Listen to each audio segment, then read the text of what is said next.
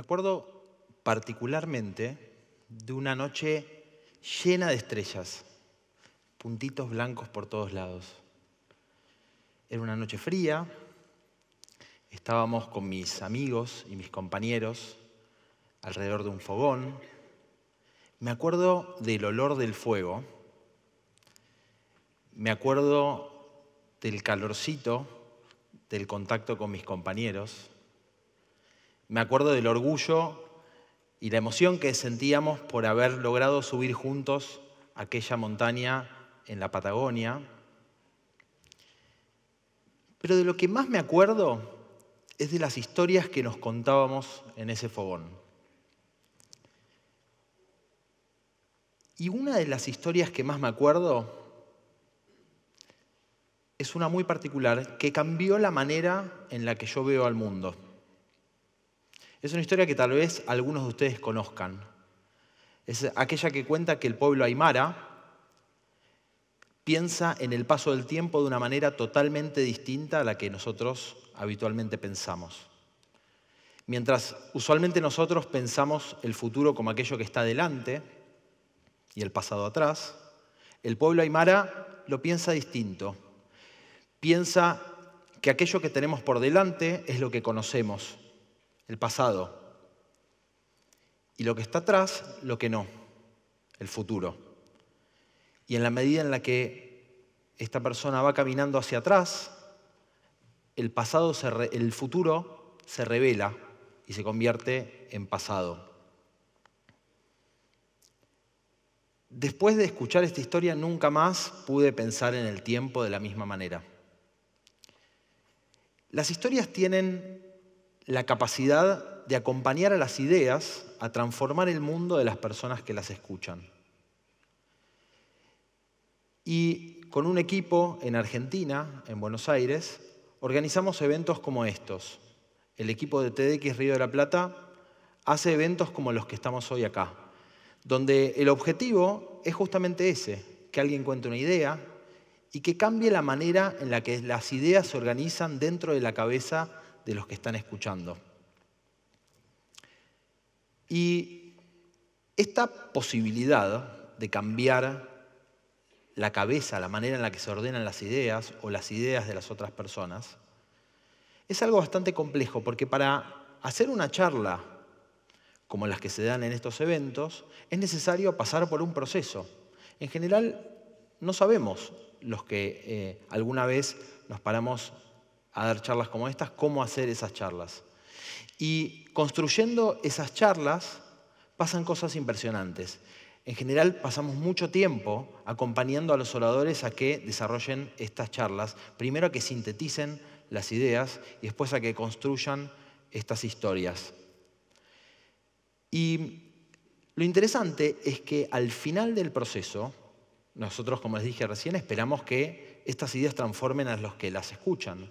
Pero los que nos cuentan que fueron más transformados son los oradores.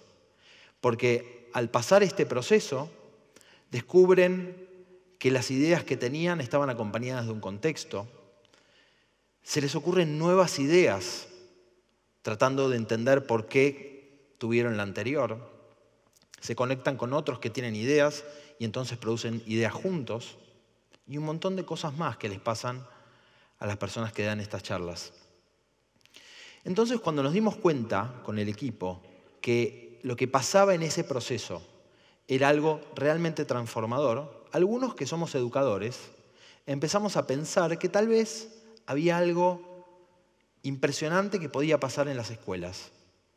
Y así fue como creamos el programa que hoy se llama Clubes TED, que básicamente es un proyecto para que un grupo de estudiantes, junto a sus docentes, atraviesen un proceso similar al que pasan los oradores en TEDx, y que ese proceso, en donde les proponemos que partan encontrando algo que los moviliza y los apasiona, y que luego avancen sobre crear una idea a partir de eso, y por último aprender a comunicarlo en un formato de charla tipo TED, que termina dándose en un evento interno dentro del colegio, produce cosas impresionantes en los chicos.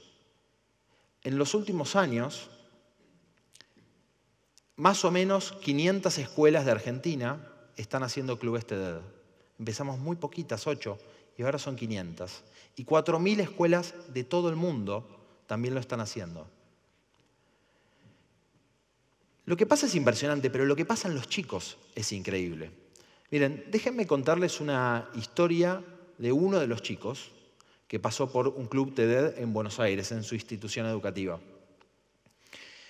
Brandon comenzó el club y cuando uno comienza el club, lo primero que pasa es que el facilitador se acerca a vos y te pregunta, ¿qué te moviliza? ¿Qué te apasiona? ¿Qué te saca de la silla? Y Brandon respondió, no sé. Claro, nunca le habían hecho esa pregunta. Suena raro, ¿no? Si yo les digo que en realidad esa pregunta en general no se la hacemos a los estudiantes en la escuela. Debería pasar, ¿no? Pero bueno, la cuestión es que no pasó. Y esa era la primera vez que alguien le preguntaba eso a Brandon y su respuesta era, no sé. Entonces, él se fue con la tarea de tratar de encontrar algo que lo movilice, que lo apasione, que después lo pueda acompañar durante todo el proceso. Hizo la tarea, escribió en una hoja todas las cosas que le interesaban, o que lo indignaban, o que le generaban algún tipo de emoción, y se dio cuenta que había algo que a él lo volvía loco, que era el tránsito. Investigando un poquito, se dio cuenta que en realidad el mundo de la movilidad urbana era algo que le parecía súper interesante, en donde había un montón de cosas que podía aprender, y que también a él lo apasionaba. Entonces volvió a la escuela y le dijo a sus compañeros, listo, ya encontré lo que me apasiona, la movilidad urbana. Y los compañeros lo miraron y lo primero que le preguntaron es, ¿de qué estás hablando? ¿Qué es la movilidad urbana? Claro, él tenía la expectativa de que sus compañeros le digan, sí, a mí también, y trabajemos juntos. Eso no pasó, nadie ni siquiera sabía qué era. Entonces, su docente le dijo, bueno, investiga un poco sobre el tema y profundiza un poco más. Y entonces, Brandon hizo algo un poco distinto a lo que estamos acostumbrados a ver. ¿Qué pasaría? ¿Qué se imaginan que pasa con un chico que le piden que profundice sobre algún tema? Yo lo primero que pienso es que probablemente entre a un navegador y googlee movilidad urbana. Y las primeras cosas que encuentre, haga clic, entre un poquito, en el mejor de los casos lea, o vea algunas fotos o videos, tal vez en YouTube, y no mucho más. Bueno, Brandon fue un poquito más allá. Se fijó en Internet quiénes eran las personas que más sabían del tema. Y decidió que probablemente una de las personas que más sabe del tema sea el ministro de Transporte. Entonces dijo, ok, voy a profundizar por acá. Al día siguiente le pidió a un compañero que después de clase lo acompañe. Le dijo a su madre y a su padre que iba a volver un poco más tarde. Se tomaron un colectivo y fueron a Plaza de Mayo. La Plaza de Mayo es el lugar en Buenos Aires en donde están todos los edificios públicos. Llegó a Plaza de Mayo, se bajó del colectivo. Él no había estado antes en Plaza de Mayo. Es un lugar administrativo. Buenos Aires es una ciudad muy grande. En general la gente no vive ahí. Él había estado alguna vez en alguna excursión, pero era básicamente la primera vez que estaba por su propia cuenta. Se bajó del colectivo y se acercaron a un policía y le preguntaron, ¿dónde está el Ministerio de Transporte? El policía, un poco desorientado, se dio cuenta que él tampoco sabía. Entonces le preguntó a otro policía, que tampoco sabía. Y entonces, entre medio, una reunión de consorcio que se armó ahí en la plaza entre algunos transeúntes y la policía, terminaron señalándole un edificio. Y allá fue Brandon con su amigo, caminando derecho al edificio, sin ningún miedo encaró y entró. Y cuando entró, se encontró con una recepción, ¿no? Y una señora sentada en esa mesa, preguntándole, hola, ¿a qué viene? Y Brandon le dijo, hola, ¿qué tal? Soy Brandon, vengo a ver al ministro de Transporte. La señora lo miró y le dijo, ¿perdón? ¿Quién sos? Soy Brandon, estoy haciendo un club TED de mi escuela, obviamente la señora no tenía idea, y quiero hablar con el ministro de Transporte. ¿Brandon qué? Le dijo el apellido, le dijo algún que otro dato más que le pidió, le dijo, no, mirá, Brandon, el ministro es una persona muy ocupada. Si vos querés hablar con él, tenés que pedir una audiencia. Y Brandon le dijo, ok, pido una audiencia. La señora de vuelta sonrió, un poco con un poco de ternura, pero también sabiendo que esto no iba a prosperar. Y le dijo, no, mira, la cosa es así. Si vos querés ver al ministro, tenés que pedir una audiencia a través de una carta escrita a computadora, impresa, firmada, con todos estos datos que te voy a pasar acá. La señora pensó, le voy a decir esto a Brandon, y Brandon va a tener que irse, y algún día volverá, tal vez, y tal vez nunca, y todo bien.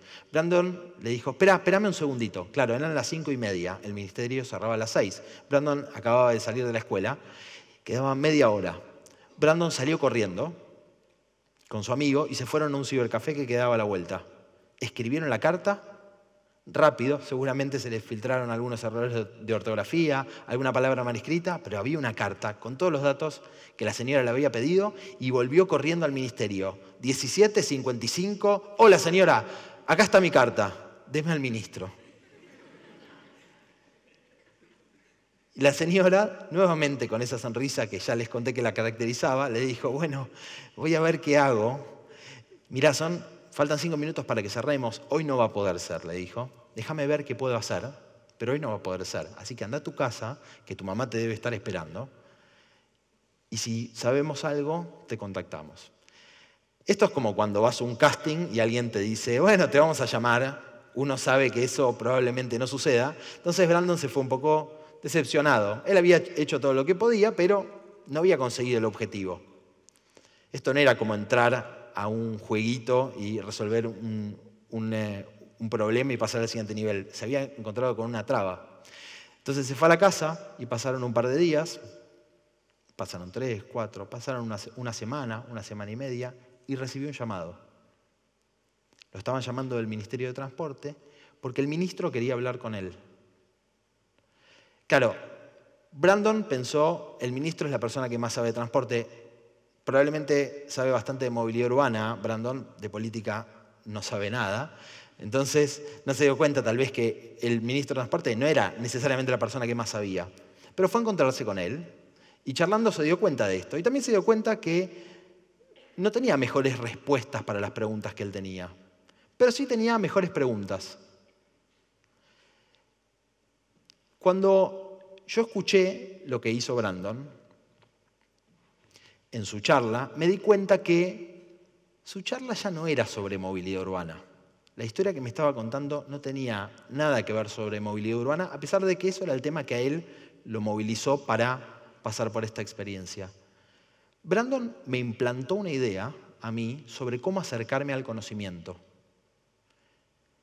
Él se preguntó, ¿cómo puedo saber más de esto? Y su respuesta fue simple, pero algo que a mí no se me había ocurrido. Voy a hablar con la persona que más sabe de este tema y voy a encontrarla y voy a dirigirme directamente para tratar de aprender de esa persona. Claro, hoy esas personas están a distancia de un tweet, de un mail, de tocarle la puerta a un ministro, o de algún llamado telefónico, o de algún amigo que conoce a alguien que conoce a alguien. Es bastante simple. Si lo piensan un segundo, es bastante simple. Lo que él contó nos impactó tanto como equipo, a nosotros, que hasta incluso creamos una actividad nueva que incluimos en el proceso del Club TED, que antes no estaba, que internamente la llamamos la actividad Brandon. Es parte del proceso y lo que les proponemos a los chicos que hagan es que a partir del tema que eligieron, hagan un mapa de las personas que más saben sobre ese tema en su comunidad, o sea, en su escuela, en su familia, en su barrio. Después un nuevo círculo en su ciudad, en su pueblo, y después en el mundo. Y que a partir de eso salgan a buscar esas personas. Hace poquito, un amigo que es una persona muy inteligente y muy especialista en un tema muy particular, me dijo, che, me llamó alguien, me llamó un chico que está haciendo un club TED en, no me acuerdo ahora qué provincia de Argentina, que quería hablar conmigo porque estaba haciendo una actividad de mapear quiénes sabían de este tema. O sea que está sucediendo. Las ideas son increíbles y las historias tienen la capacidad de acompañar a esas ideas de maneras que ni siquiera nos podemos imaginar cuando las formulamos. Porque no terminan cuando las contamos. a partir de ahí tienen vida propia, dentro de la cabeza de cada uno de los que la escucha. Y por eso yo me sigo acordando de esos campamentos y de ese cielo estrellado y del olorcito a fuego, de las historias que nos contábamos y de las muchas historias que estuve escuchando de miles de chicos de todo mi país. Y me doy cuenta que esas historias y esas ideas están cambiando el mundo. Bueno, no sé si el mundo, al menos mi mundo. Una idea a la vez. Gracias.